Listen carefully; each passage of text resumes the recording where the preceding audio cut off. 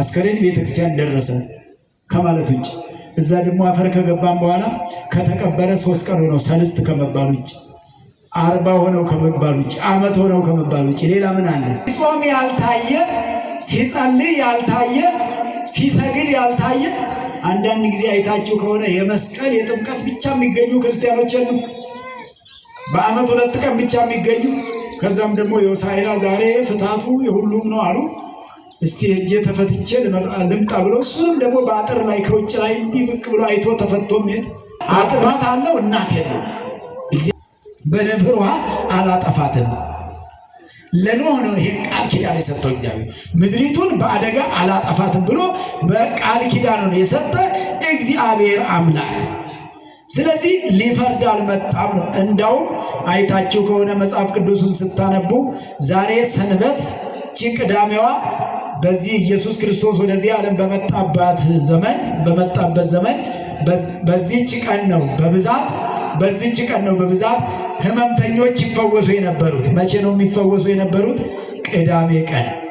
የብሉይ ኪዳኗ ሰንበት እቺ ስለነበረች ማለት። በዚህች ቀን ህመምተኞች ሲፈወሱ ግን ብዙዎች ይከፋቸው ነበር።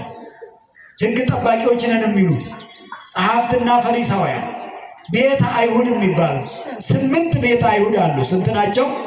8 ፓርቲ ናቸው። አይሁድ ማለት በ8 ክፍል የሚከፈሉ ናቸው። በዛ በ8ቱ ስር ደግሞ በጣም ብዙ ሺህ ህዝብ ነው ያለው። ያ ሁሉ ወንጌል የሚያሳድድ ነው። ያ ሁሉ ክርስቶስን የሚያሳድድ ነው። ያ ሁሉ ክርስቶስን የሚገፋ ነው። ደግሞ የሚገርመው ይሄ 8ቱ ቤተ አይሁድ ሁሉ የእጁን ተአምራት ያገኛሉ። እሱ እንጀራ ሲያበረክት እየበሉ እኮ ነው የሚያሳድዱት። እሱ ያበረከተውን እንጀራ ይበላሉ። የ5ቱን እንጀራና 2ቱን ዓሣ አበርክቶ አብልቷቸዋል። እንዳውም በዚህ በወንጌል ዮሐንስ ምዕራፍ 10 ቁጥር 33 32 ጀምሮ 30 ጀምሮ ስታነቡት ከ31 ጀምሮ ስታነቡት እንዲህ ብሏል ጌታ ኢየሱስ ክርስቶስ። ያን ጊዜ ጌታን አይሁድ እነዚህ ሰዎች 8ቱ ፓርቲ እርሱን ለመግደል ድንጋይ ይዘው ሲሯሯጡ ምን ይላቸው ነበረ? በምን ምክንያት ነው ልትወግሩኝ የምትፈልጉት አላቸው።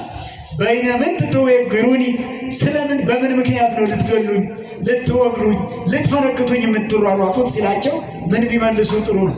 ስለ ክፉ ስራ ነው አሉ። ስለምንድን ነው ያሉት? እግዚአብሔር እውነት ክፉ ስራ ይሰራል? ኢየሱስ ክርስቶስ ይሰራል ብላችሁ ታምናችሁ? ስለፈራችሁት ነው ወይስ እውነት ገብቷችሁ ነው? አውቃችሁት ነው? ክፉ ስራ ይሰራል ማለት እግዚአብሔር የተመሰገነ ነው። ሰይጣን ነው ክፉ ስራ የሚሰራ። ስለ ክፉ ስራ ነው አሉ እነሱ። ምስጋና ለሱ ይሁን። ክፉ የማይሰራው ክፉ ይሰራል አሉት። በምን መለኪያ? በራሳቸው መለኪያ አላወቁም አሉ እናታችን። እውነት ነው። ስለ ክፉ ስራ ነው አሉና ዘርዝራችሁ ንገሩኝ አላቸው ኢየሱስ ክርስቶስ። ክፉ ስራዬንና መልካም ስራዬን ወባይቱ በእንተ ጽርፈትከ አሉ በእንተ ሰናይሰ ግብርከ እንወግረከ ወባይቱ በእንተ ጽርፈትከ። ስለ መልካም ስራ ልንወግር አንፈልግም፣ ስለ ክፉ ስራ ግን ልንወግር እንፈልጋለን አሉ። ክፉ የቱ ነው አላቸው። መልካሙ ስራ የቱ ነው አላቸው። ተመልከቱ ፍርዳቸውን እንዴት እንደሚበርዱ። መልካም ስራ ያሉት ይሄ እንጀራ እያበረከት የምታበላን ነገር መልካም ስራ ነው አሉት። ለእንጀራ ነው አሁን እየተገዙ ያሉት። እንጀራ እያበረከትክ የምታበላን ነገር ይሄ መልካም ነው፣ ይሄን ቀጥልበታል። እግዚአብሔር ነኝ ግን አትበለን አሉት። እግዚአብሔር ነኝ አትበለን፣ ይሄ ነው ሃይማኖት ተሽሯል አሉት። እንዴት አንተ እግዚአብሔር ትሆናለህ? እናትን ማርያምን እያወቅናት። እነሱ ደግሞ የሚናገሩትም ነገር አላቸው። ዮሴፍ የሚሉት እነሱን ሁሉ እናውቃቸዋለን። እነዚህ ዘነነ ነአብር አማሁ ወእሞ፣ አባቱን እናቱን የምናውቀው እንዴት ከሰማይ ወረድኩ ይለናል አለ። እዚህ በናዝሬት ዘገሊላ ለእናቱ ውሃ እየቀዳ እንጨት እየሰበረ እየተላላከ እንደዚህ ዘመን ደግሞ ወደ ሱቅ እየሄደ የሚላላክ ልጅ አለ አይደለ?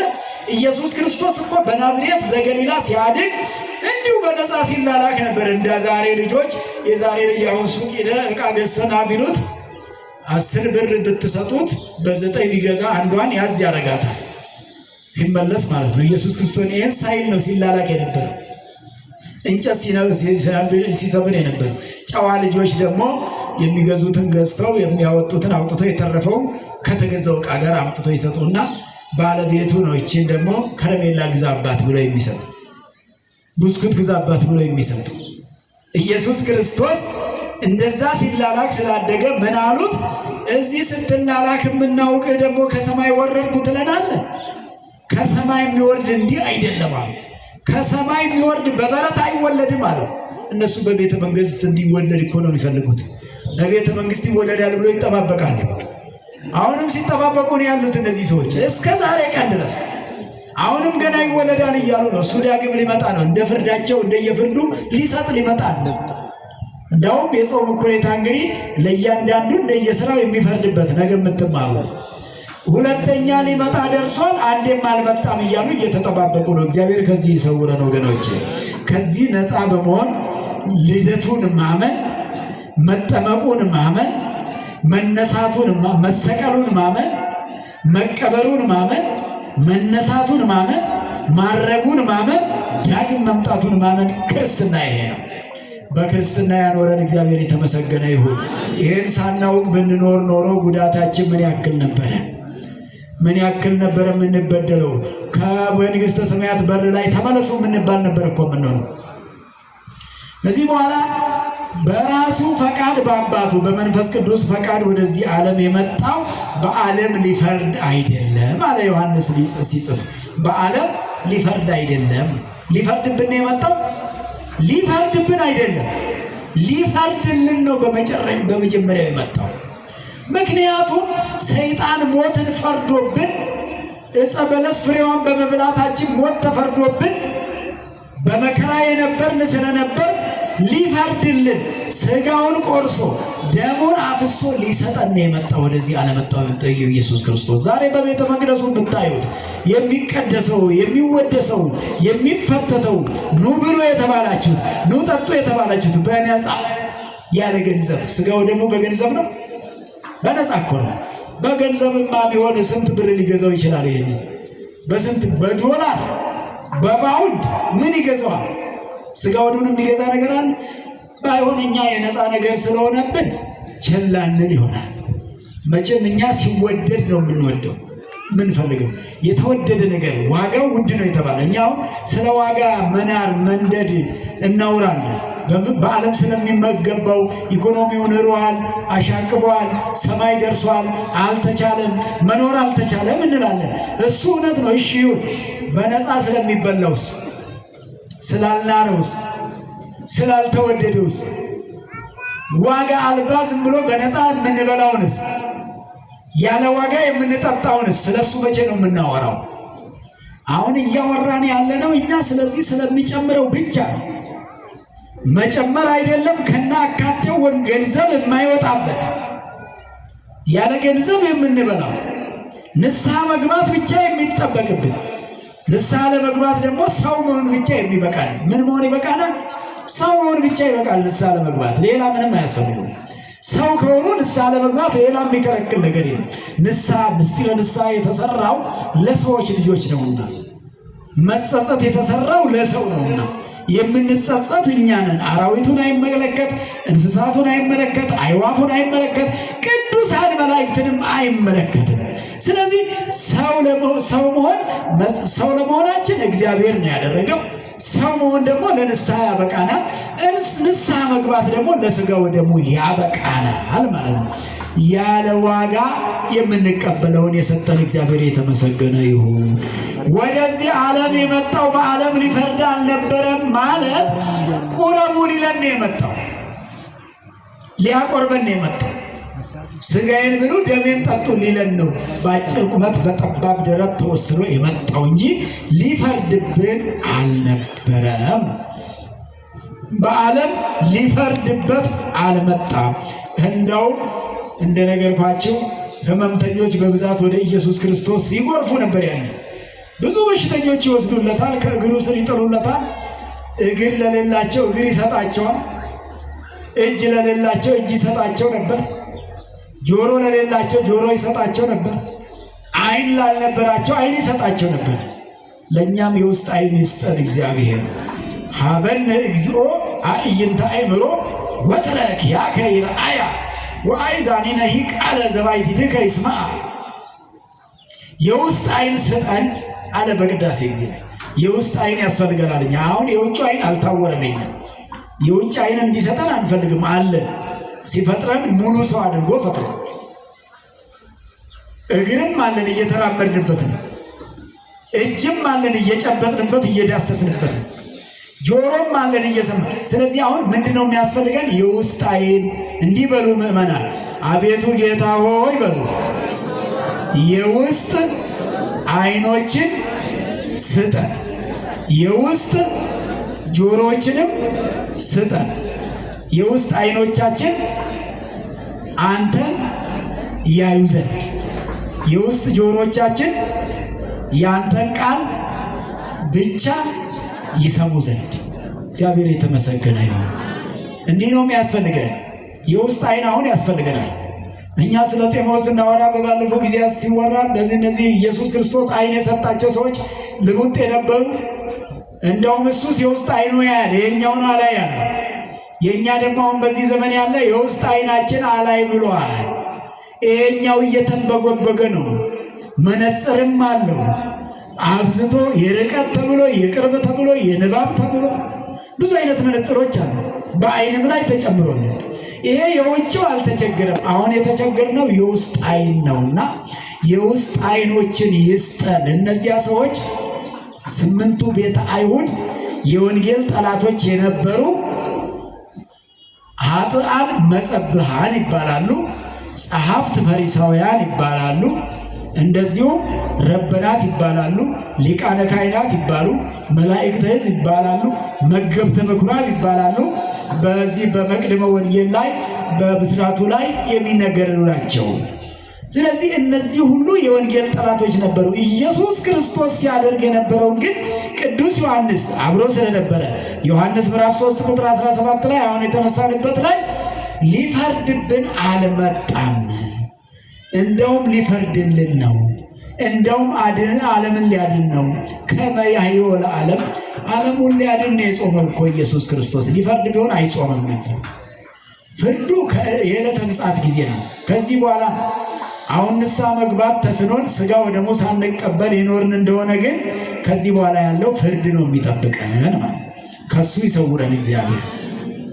እሱ በዕለተ ምጽአት፣ ዕለተ ምጽአት ማለት ዳግም ሞት ማለት ዳግም ምጽአት፣ የኢየሱስ ክርስቶስ ዳግም መምጣት ያኔ ነው። አሁን አንዴ እንደመጣን ያለው፣ ሁለተኛ አልመጣም ገና ነው።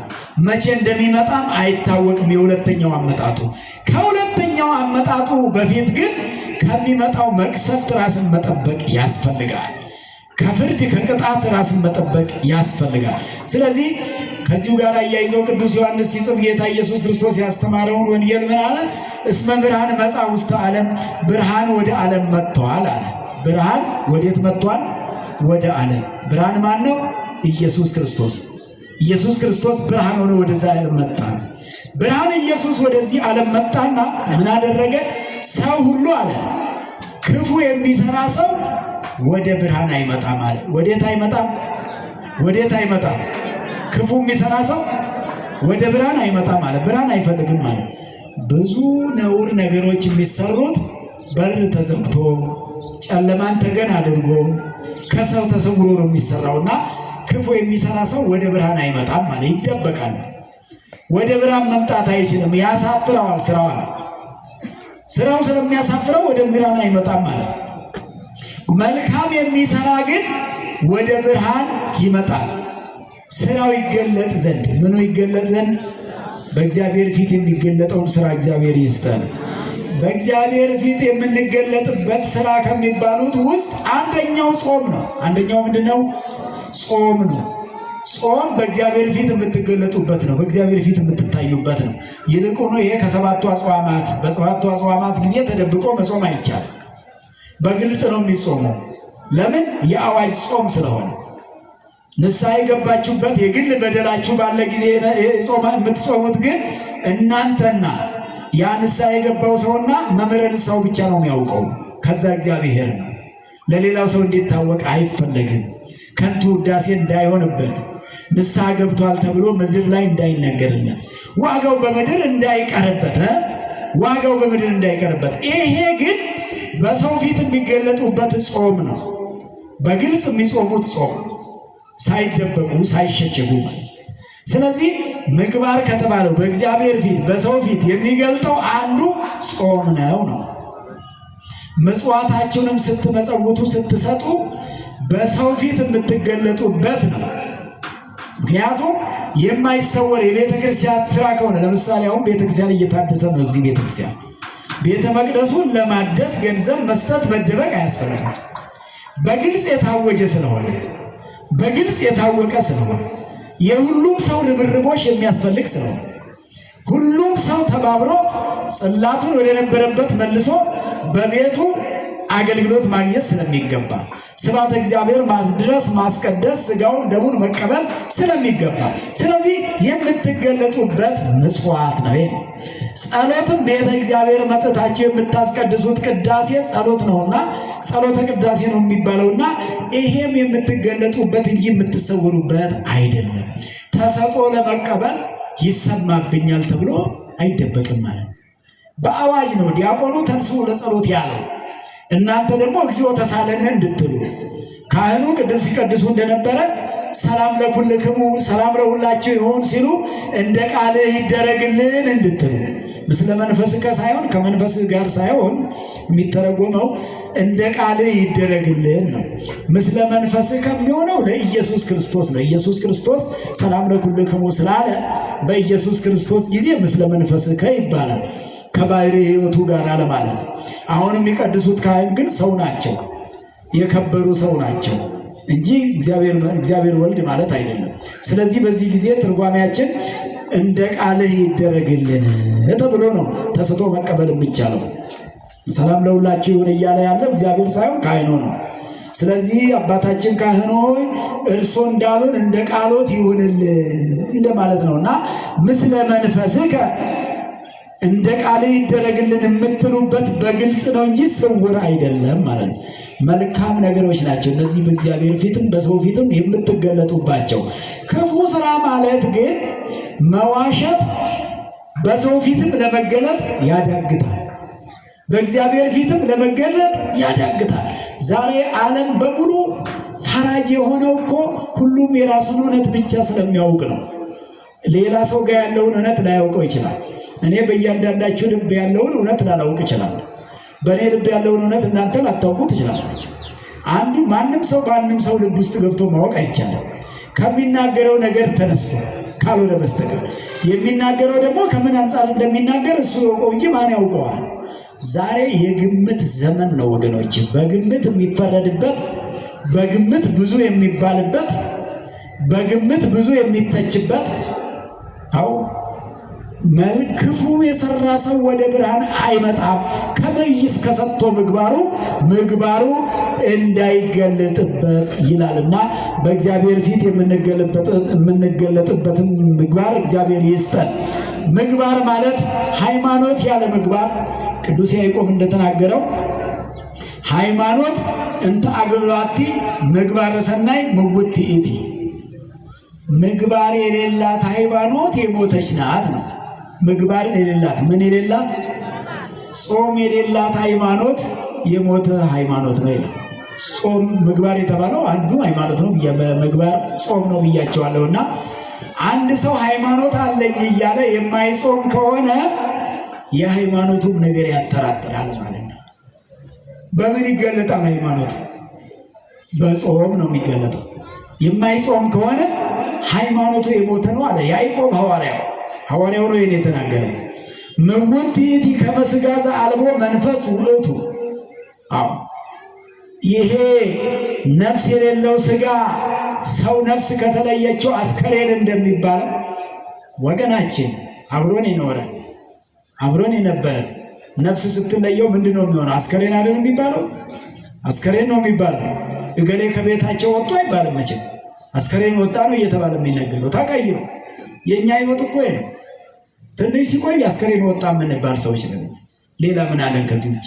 አስከሬን ቤተክርስቲያን ደረሰ ከማለት ውጭ እዛ ደግሞ አፈር ከገባን በኋላ ከተቀበረ 3 ቀን ሆነው ሰልስት ከመባል ውጭ 40 ሆነው ከመባል ውጭ ዓመት ሆነው ከመባል ውጭ ሌላ ምን አለ? የሰማዩ ካልሆነ በስተቀር በምድር ምን አለ? የምድሩ ነገር እኮ ይሄ እያጨቃጨቀ ያለውም እስከዚህ ያለው ነገር እኮ ሬሳ እስከመባል ያለው ነገር። ከዛ በኋላ ያለውማ በእግዚአብሔር እጅ ነው ያለው። ምንም አያጨቃጭቅም፣ ምንም አያነጋግርም። ከዛ በኋላ ያለው እስከዚህ ላለው ነው፣ ለትንሿ ነገር ነው፣ ለጥቂቷ ዘመን ነው። ይሄውም ደግሞ ምግባር ከሌለበት ሃይማኖት ልክ እንደዚህ ይሄ ስጋው ነፍስ ሲለየው አስከሬን እንደሚባል ብዙዎቻችንን በምግባር የማይገለጥ ሃይማኖት ይዘን አስከሬን የሆነብናለን ማለት ነው። ሃይማኖታችን በውስጣችን የሞተብን ሰዎች አለን።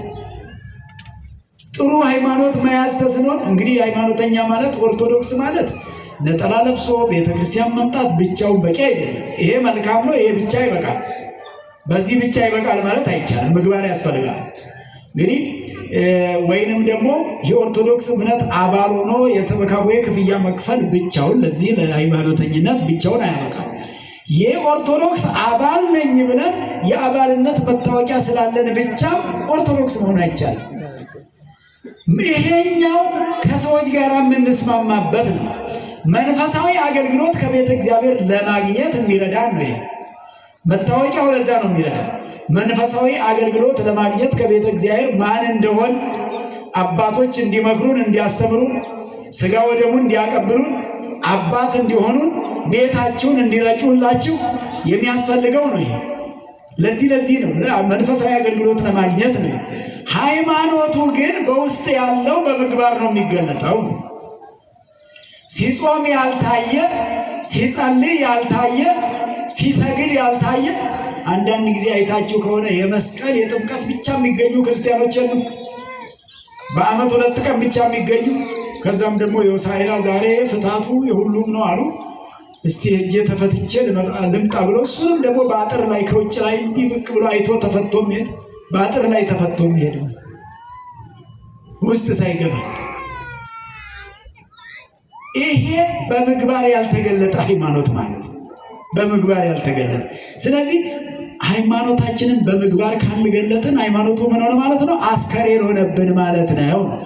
በውስጣችን የሞተውን ሃይማኖት እግዚአብሔር ትንሣኤውን ይስጥልን።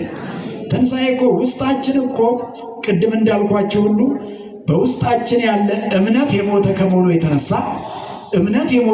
የተነሳ ነው ከእግዚአብሔር የምንለየው። ሕያው የሆነ እምነት በውስጣችን ሲኖር ግን ሕያው የሆነ እምነት በውስጣችን የኖረ ከሆነ ግን በእምነታችን ከእግዚአብሔር ዋጋችንን የምናገኝ እንሆናለን ማለት ነው። ስለዚህ አምላካችን ይህን ነው ምግባር የተባለው። ይሄ በሰው ፊት ከመይት ከሰጥቶ ምግባሩ ያ ክፉ ስራው እንዳይገለጥበት ወደ ሰው ፊት አይመጣም፣ በሰው ፊት አይታይም ያለው ለዚህ ነውና አምላካችን መድኃኒታችን ኢየሱስ ክርስቶስ የእግዚአብሔር አብ የባህሪ ልጁ ነው። የእግዚአብሔር አብ የምኑ ልጅ ነው? የባህሪ ልጁ ነው። የባህሪ ልጅ ማለት ምን ማለት ነው? ብዙ ጊዜ ተሰሙታላችሁ በቤተክርስቲያን። የባህሪ ልጅ ማለት ያለ እናት ከአባት የተወለደ ማለት ነው። ወልድ ማለት ያለ እናት ከአባት የተወለደ ዘአልቦቱ እም በሰማያት ወአብ በዲበ ምድር። ቅዱስ ያሬድ በሰማይ እናት የሌለው ምን የሌለው በሰማይ በምድር ደግሞ አባት የሌለው። አያችሁ፣ በሰማይ እናት ነው የሌለው፣ በምድር ደግሞ አባት ነው የሌለው። በሰማይ እመቤታችን የለችም። እመቤታችን በምድር ላይ ናት። በሰማይ አባት አለው፣ እናት የለው። እግዚአብሔር አብ አለው። እግዚአብሔር አብ ስሙ የተመሰገነ ይሁን። አሜን በሉላቸው። አሜን ማለት ይሁንልን፣ ይደረግልን፣ ይፈጸምልን ማለት ነው። እግዚአብሔር የወደደው ነገር ሁሉ እንዲፈጸምልን ማለት ነው። እሱ ያልወደደው ደግሞ አይፈጸምልን። እሱ የወደደው ብቻ እንዲሆን። ብዙ ነገር ከእግዚአብሔር ለምናችሁ እስከዛሬ ያልተሰጣችሁ ነገር የለም። ለምናችሁ የተሰጣችሁም አለ፣ ያልተሰጣችሁም አለ አይደል? ያልተሰጡን እኮ ለምነን ያልተሰጡን ከእግዚአብሔር የማይጠቅሙን ሆነው ይሆናል። የሚጠቅመንን አይከለክለንም። እግዚአብሔር መጥቶ የሚጎዳን ነገር ሊሆን ይችላል። መጥቶ የማይጠቅመንን ነገር ነው የሚከለክለን። ለምናችሁ ያጣችሁት ነገር ካለ እስከ ዛሬ ድረስ የማይጠቅማችሁን ያጣችሁት እንጂ የሚጠቅማችሁን አይከለክልም።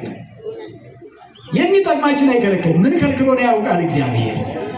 የሚጠቅሙንን ነገሮች አንዳንዴ እንግዲህ እኛ ስንለምን ልመና ላናውቅ እንችላለን።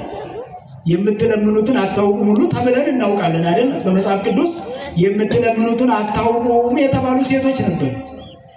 እንግዲህ ልመና ላይ በብዛት እናቶች ናቸው። ብዙ ራሂም አላቸው።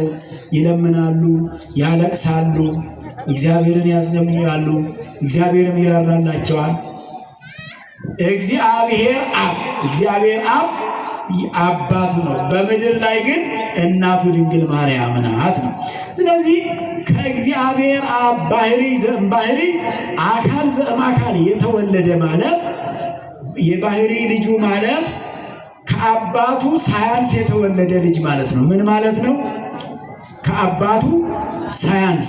እዚህ ምድር ላይ ከአባቱ የማያንስ ልጅ አይታችሁ ታውቃላችሁ? የተወለደ ዕለት ወዲያው ከአባቱ እኩል የሚሆን ልጅ አይታችሁ ታውቃላችሁ? አይታችኋል እስከ ዛሬ? አረ የለም፣ በየጥቂቱ ነው። አይደለም ሌላው ልጅ እሱ እንኳን ስጋ ስለለበሰ በየጥቂቱ ነው ያደገው። በበህቅ ልቀ በ30 ክረምት በዮርዳኖስ ተጠምቀ ተብሎ ገዳመ ቆሮንቶስም የሄደ 30 ዘመን ሲሞላው ከጥምቀቱ በኋላ ገዳመ ቆሮንቶስ ገብቶ 40 ቀን 40 ሌሊት የጾመ የጸለየ ሰይጣንን ድል ያደረገ በሶስቱ አርስታጣዊ ማለት ነው። በነዛ ሁሉ ድል ያደረገ በየጥቂቱ አድጎ ነው እንኳን ሌላው ሰው። ስለዚህ የተወለደ ዕለት ከአባቱ ጋር የተካከለ ልጅ የለም። የተወለደ ዕለት እንደው ዕለትም አይቆጠርለትም። ተወልዶ ወዲያውኑ ከአባቱ ከእግዚአብሔር አብ የተካከለ እግዚአብሔር ወልድ ብቻ ነው።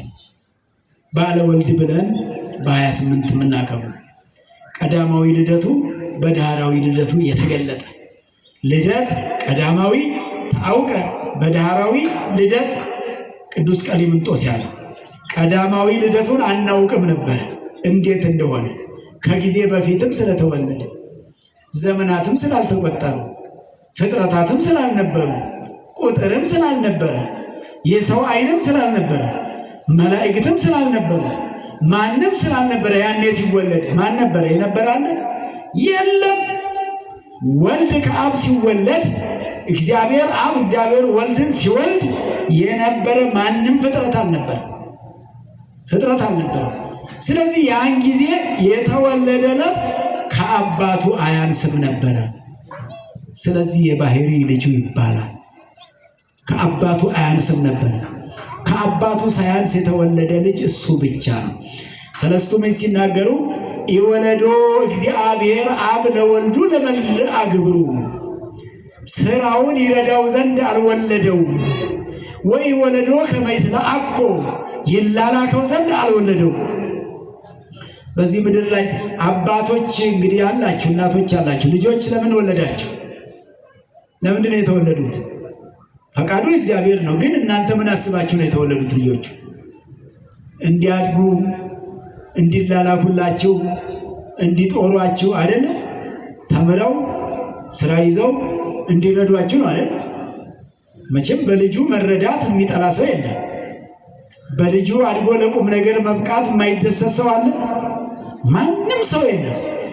አብ ግን ወልድን ሲወልደው እግዚአብሔር አብ እግዚአብሔር ወልድን ሲወልደው እንዲያድግለት ስራ እንዲሰራለት ወይ ዓለምን በመፍጠር እንዲረዳው ፀሐይና ጨረቃን በማፈራረቅ እንዲረዳው አይደለም። ሰለስቱ ምዕት እንዲህ ነው ያሉት። ቀንና ሌሊት ማፈራረቅ እሱ አቅቶት ይሄን እንዲረዳው አይደለም አሉ ሰለስቱ ምዕት። ደክሞት ነው እንዲረዳው ወይ ወደፊት እሱ የሚያረጅ ሆኖ የሚተካለትም አይደለም። ሲወለድ ጀምሮ ከሱ የሚተካከል ነውና እግዚአብሔር አብ ይሄ ነው ምስጢሩ።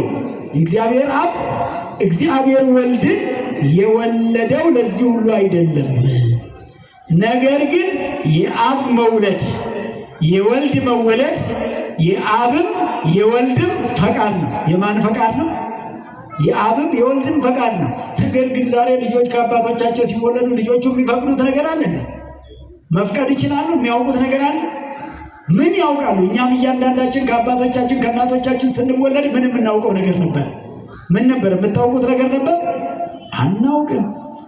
እርሱ ግን ያውቃል። የተወለደለት ወልድ ከባሕርይ አባቱ የተወለደለትም ያውቃል። ምስጢረ ሥላሴ ነው። ስለዚህ እኛ የምናመልከው ይሄንን ነው ወገኖች። ዝም ብሎ በግምት የሚባል ነገር አይደለም።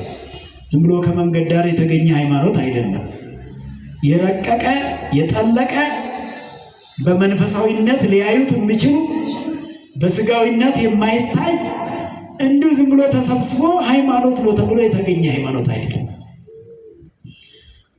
ሰለስቱ ምዕት የተናገሩትን ቅዱስ ያሬድ በዚህ በድጓው ሃይማኖት እንተ እምኀበ አብ ተፈጥረት ሀበ ወልድ ታበጽሕ ወሀበ መንፈስ ቅዱስ ትትፌጸም፣ ከአብ ዘንድ የተገኘች ሃይማኖት ይላል። ከእግዚአብሔር አብ ዘንድ የተገኘች ሃይማኖት ሀበ ወልድ ታበጽሕ ወደ ወልድ ታደርሳለች። ምዕመናን እንዲበሉ ከእግዚአብሔር አብ የተገኘች ሃይማኖት ወደ እግዚአብሔር ወልድ ታደርሳለች፣ በእግዚአብሔር መንፈስ ቅዱስም ትፈጸማለች። ይህን ነው ቅዱስ ያሬድ ያዜመው። ከሰለስቱ ምዕት አግኝቶ ነው። ሃይማኖታችን ከማን ነው የተገኘው? ከእግዚአብሔር ነው። ከአባቶች የተገኘ ብላችሁ እንዳትሉ፣ ከመምህራን የተገኘ እንዳትሉ። ከእግዚአብሔር የተገኘ ሃይማኖት ነው። ከሰው ያልተገኘ ከእግዚአብሔር አብ የተገኘ ነው አለ። 5500 ዘመንን ለአብ ሰጥቶት በኋላ ደግሞ 33 ዓመት ከ3 ወሩ ለወልድ ሰጥቶት ከዛ በኋላ ደግሞ ወልድ ካረገ በኋላ መንፈስ ቅዱስ ከወረደልን በኋላ እስከ ዕለተ ምጽአት ዘመነ መንፈስ ቅዱስ፣ አሁን የመንፈስ ቅዱስ ዘመን ነው። እንዲህ ብሎ ነው እየተነተነ ሁሉም በሁሉ አሉ። የሚለያዩ ሆኖ አይደለም። የእግዚአብሔር አብ ዘመን ለብቻው ያለው አይደለም። ወልድም ለብቻው ያለው፣ መንፈስ ቅዱስም ለብቻው ያለው። ሥራ የሰሩባቸውን በዘመነ ብሉይ 5500 ዘመንን በምጽአት እግዚአብሔር በደመና ተናገረን እያሉ ነቢያት እንደዛ ያስቡ ስለነበር፣ እንደዛ ያምኑ ስለነበር፣ በኋላ ደግሞ ወልድ ሥጋ ለብሶ በምድር ላይ ተስፋው ደርሶ ሐዋርያትን ይዞ ሲያስተምር ስለነበር፣ የአምስት ገበያ ሕዝብ ይከተለው ስለነበረ፣ የአምስት ገበያ ሕዝብ የሚባለው 5000 ሕዝብ እንደማለት ነው። ይሄም ደግሞ እናቶችና ልጆች ሳይቆጠሩ ነው። እናቶችና ልጆች ሳይቆጠሩ አባወራው ብቻ ተቆጥሮ ነው። ሕፃናትና ሴቶች ቢቆጠሩ ደግሞ ወደ 20,000 ሊደርስ ይችል ይሆናል። እንደውም በዛ በበረከተ ኅብስት ነው በዚህ መልክ የተነገረው። ለአምስት ገበያ ሕዝብን ያጠገበው ኢየሱስ ክርስቶስ ኅብስቱን ሲያበረክት ሲያበላ፣ የአምስት ገበያ ሕዝብ ውስጥ ግን እነዛም ቤተ አይሁድም አሉበት። ይህንን ሲቆጥር ዘእንበለ አንስት ወደቅ አለና ምነው እናቶችና ልጆች ለምን አልተቆጠሩም በረከተ ኅብስት ላይ ሲባሉ መተርጉማን አባቶቻችን ምን አስቀምጠዋል? ትልልቆቹ ወንዶች በደንብ ስለሚጎርሱ እነሱ ብቻ ተቆጠሩ ይባላል። እናቶችና ልጆች ደግሞ በደንብ እናቶችም ዓይን ስለሚያፍሩ በደንብ አይቆርሱም አይጎርሱምና አልተቆጠሩም ይላል። ሕፃናቱም ደግሞ ከሚውጡት ከሚጎርሱት ይልቅ የሚፈረፍሩት ይበልጣልና ይላል። እንግዲህ ይሄ በዛ ትርጓሜው በተተረጎመበት በ16ኛው መቶ ክፍለ ዘመን የነበረ ነው። ምናልባት በዚህ ዘመንም እውነትም ይሄ ማፈሩ አለ የለም እንግዲህ ዓለም የሚያውቀው ጉዳይ ነው የሚሆነው። ሊኖርም ላይኖር ይችላል፣ አይታወቅም። ስለዚህ በረከተ ኅብስት እያበረከተ ያበላ ነበረ። ወንጌል ያስተምር ነበረ፣ ይጾም ነበረ፣ ይጸልይ ነበረ። በኋላም ተሰቀለ፣ ሞተ፣ ተነሳ፣ አረገ። እስከዛ ድረስ ያለውን ዘመነ አብ ዘመነ ወልድ ሀበ ወልድ ታበጽሕ ወደ ወልድ ታደርሳለች፣ ወደ ወልድ ታደርሳለች። ወደ ወልዱ የሚያደርሰው ይሄ ነው። ውሃ በመንፈስ ቅዱስ ትትፌጸም፣ በመንፈስ ቅዱስ ትፈጸማለች። ፍጻሜያችንም መንፈስ ቅዱስ አይለየን ወገኖቼ። በመንፈስ ቅዱስ መንፈሳውያን የተሰኘን፣ በመንፈስ ቅዱስ መንፈሳውያን አሰኝቶናል እግዚአብሔር። መንፈሳውያን ነን አይደለም? መንፈሳውያን ነን በሉ። መንፈሳዊ ሰው ደግሞ ስጋዊ ስራ አይሰራም። እንግዲህ ያለ ግብራችን ያለ ስማችን ግብራችን እንዳይሆንብን ማለት ስማችን መንፈሳዊ፣ መንፈሳውያን ናቸው፣ ኦርቶዶክስ ናቸው፣ አስቀዳሽ ናቸው፣ ቆራቢ ናቸው። እንደው መቁረቡ እስከሚሳካም ደግሞ ማስቀደሱም አንዱ ትልቅ ነገር። ይሄ ሁሉ ኖሮን ግን ከዚህ ጋር የሚቃረን ስራ ካለ ከዚህ የወጣ ስራ ካለ ትልቁ እንደው በጾም ሰዓት እኮ ቅዱስ ያሬድ ያስቀመጠው ይጹም አይን ይላል። አይን ይጹም ይላል። ሰምታችሁ ታውቃላችሁ አይደለም? አይን ይጹም ሲባል እኛው ምግቡን ነው እየጾምን ያለነው። አይናችን ምን መጾም እንዳለበትና እንደሌለበት አይናችን ጾመኛ አሁን ጾመኛ ነው አይደል? አይናችን ጾመኛ ነው። እንደዛው ጆሮአችንም ጾመኛ ነው። አንደበታችንም ጾመኛ ነው። በይበልጥ አሁን በጣም አልጾም ብሎ ያስቸገረው አንደበታችን ነው። አንደበታችን ሰው እያማ ከሆነ እየጾምን አይደለም ማለት ጾም ፈርሷል፣ ተፈስኳል ማለት። ስንት ፈስከናል በዚህ በግማሽ ጾም። እዚህ አሁን ግማሽ ጾም ላይ ደርሰናል። ነገ ግማሽ ጾም ነው፣ ዛሬ ዋዜማ ነው። ስንት ፈስካቸዋል። ያልፈሰከ ሰው የጠነከረ ሰው ይኖር ይሆን? እኔ ብዙ ጊዜ ፈስኬ ሊሆን ይችላል። ሰው ካማን እኮ ተፈሰከ ማለት ነው። ወዲያው የእንስሳቱን የቀረው እንጂ ይሄኛው ተፈስኳል። ይሄ ፍስክ ነው ማለት። ስለዚህ አንደበት ይጹም የተባለው ይጹም ልሳን የተባለው ቅዱስ ያዕቆብ ምላስ አለ ትንሽ ናት አለ፣ ነገር ግን እንደ ክብሪት ናት አለ። ምንድን ናት አለ? እንደ ክብሪት። ክብሪት አይታችሁ ከሆነ ትልቁን ጫካውን በአንዷ ክብሪት ጭራችሁ ብትለቁበት አጋይቶ ነው የሚያልፈው። ምናልባት ጤዛ ከሌለው ደረቅ ከሆነ በአንዴ ነው የሚያቃጥለው። ትንሽ ክብራት 10 ክብሪት መጫር አያስፈልግም፣ አንድ ትበቃለች። ምላስም ከሰውነታችን ውስጥ ትንሹ ሆኖ ሳለ ግን መላ ሰውነታችንን ያቃጥላል። ሀገር ያቃጥላል። ሀገር እያቃጠለ ያለው ምላስ አይደል? ሌላ ምን አለ? ይኸው እኮ ነው የወሬው ብዛት እኮ ነው። ወሬው በዝቷል። ምንም የተርፈው ነገር የለም። ትርፍ የለው። ይወራል። ዛሬ የተወራው ነገ አይደገምም። ዛሬ የታየው ነገ አይታይም። ዓለም ላይ የወሬ ሳልባጅ የበዛበት ወሬው ሳልባጁ እያለፈ ሌላ ደግሞ አሁን ጨርሰናል ደግሞ ሌላ ወሬ። እንደው አንዳንዱ ሰውማ ሰምታችሁት ከሆነ አንዱን ወሬ ጀምሮ እሱን ሳይጨርስ ደግሞ ሌላ ይጀምራል። ስለ አዲስ አበባ ጀምሮ ስለ ናዝሬት ሊያወራ ይችላል። ስለ ናዝሬት እያወራ ስለ ባህር ዳር ሊያወራ ይችላል። እዚሁ ቀላብሎ ደግሞ አሜሪካ ሊገባባችሁ ይላል። ተከትላችሁ አሜሪካ ስትገቡ ደግሞ አውሮፓ ገብቶ ታገኙታላችሁ። አውሮፓ ገብቷል ብላችሁ ስለዛ እያወራ ነው ብላችሁ ስታስዳምጡ ደግሞ አምጥቶ አፍሪካ ደግሞ ገብቶ ይሆናል። ሲያወራው መከተል እንኳን እስኪያቅት ድረስ አንዱን ጨርሶ ወደ አንዱ ማይሻገር እንደው ሲያወራ እንኳን አንዳንዴ ስታወሩ ወገኖች አንዱ ስለ አዲስ አበባ ከሆነ የሚወራው አዲስ አበባን ጨርሶ እሱን ጨርሰናል ቀጥሎ ምን እናወራ ተብሎ እንኳን ቢወራ ይሻላል። ቢያንስ ምን እንጀምር ተብሎ ደግሞ ርዕስ የወሬ ርዕስ እንደው ለመጽሐፍ ቅዱስ ብቻ ነበረ ርዕሱ የነበረው እስከዛሬ። እንደው ለሚወር በዚህ ልክ አንደበት አልጾም ብሎ በጾሙ ሰዓት እንዲሁ በመወቃቀስ ስብከቱም እናንተን ከወቀሰ ዋጋ ስለሌለው ራስን በራስ ብንወቅስ ነው ጥሩ።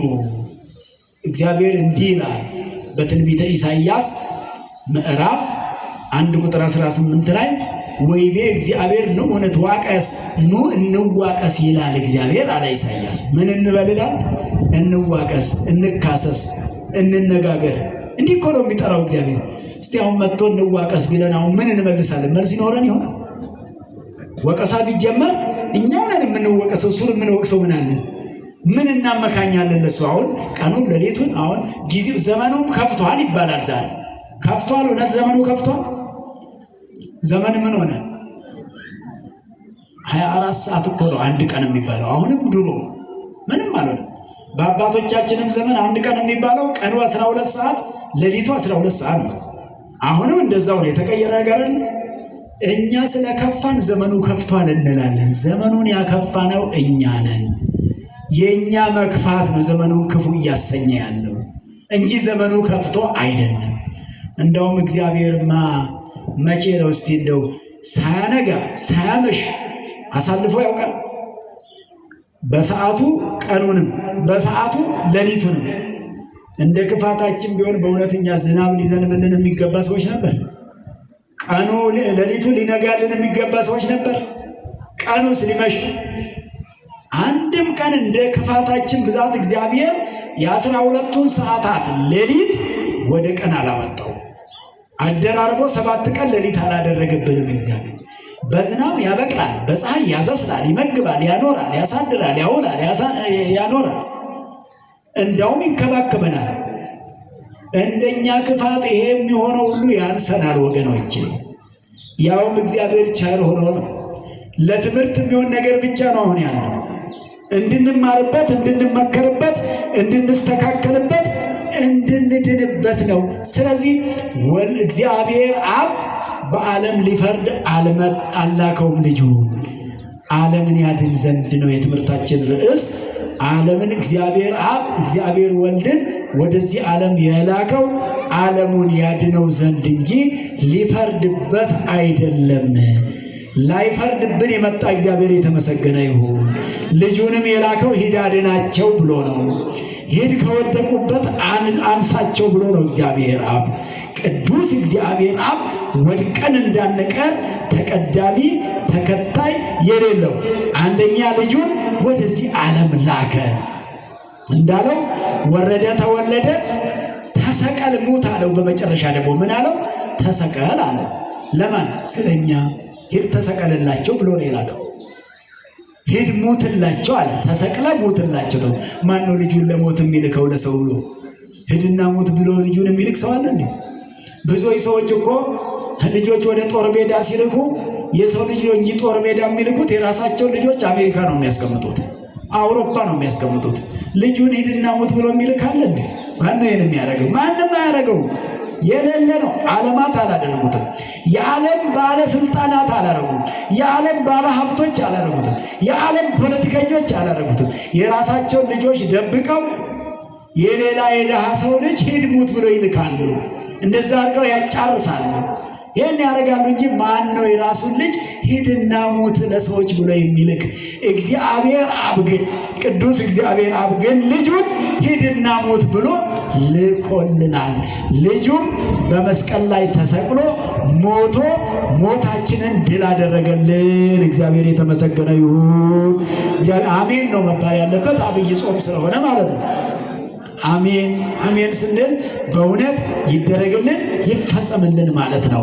ልጁን ልኮ በመስቀል ላይ ሲሰቀል 6666 ጊዜ እንዲገረፍ በልጁ ላይ ግርፋት ፈረደበት። በልጁ ላይ ግርፋት አዘዘበት። ልጁ እንዲገረፍ፣ ልጁ እንዲሞት ቅዱስ ጳውሎስ በሮሜ መልእክቱ ምዕራፍ 5 ቁጥር 10 ላይ እንዲህ ይላል። የመጨረሻ ጥቅሳችን ነው። ቅዱስ ጳውሎስ ሮሜ ምዕራፍ 5 ቁጥር 10 ላይ እኛ ጠላቶቹ ሳለን በሉ ምእመናን ልጁን ለሞት አሳልፎ ሰጠልን። አያችሁ፣ እኛ የእግዚአብሔር ጠላቶች ሳለን እኮ ነው። ያው እንግዲህ ወዳጆች ለሆኑትም ልጁን ለሞት የሚልክ የለም፣ እንኳን ለጠላቶቹ። ጠላቶች ተብለን የእግዚአብሔር ጠላቶች ሆነን እግዚአብሔርን አስቀይመን እግዚአብሔርን አሳዘነን እግዚአብሔርን በድለን እያለን ልጁን ሂድና ሙትላቸው አለ። ወልዶ ጥቀ ኢምከ እምኔነ ለልጁ አራራለትን እግዚአብሔር አብ ቅዱስ እግዚአብሔር አብ ለልጁ ሳይራራለት ልጁን ለሕማም ለሞት አሳልፎ ሰጥቶ እኛን ከሞት አድኖን ልጁን ሥጋዬን ብሉ ደሜን ጠጡ ብሎ ሰጥቶን በመልዕልተ መስቀል ሥጋውን ቆርሶ ደሙን አፍሶ ሰጥቶን ሥጋውን በልተን ደሙን ጠጥተን የዘላለም ሕይወት አግኝተናልና ይሄን ያደረገልን ቅዱስ እግዚአብሔር አብ፣ ቅዱስ እግዚአብሔር ወልድ፣ ቅዱስ እግዚአብሔር መንፈስ ቅዱስ በአንድነታቸው በሦስትነታቸው የተመሰገኑ ይሁኑ። ወስብሐት ለእግዚአብሔር። ይቆየን።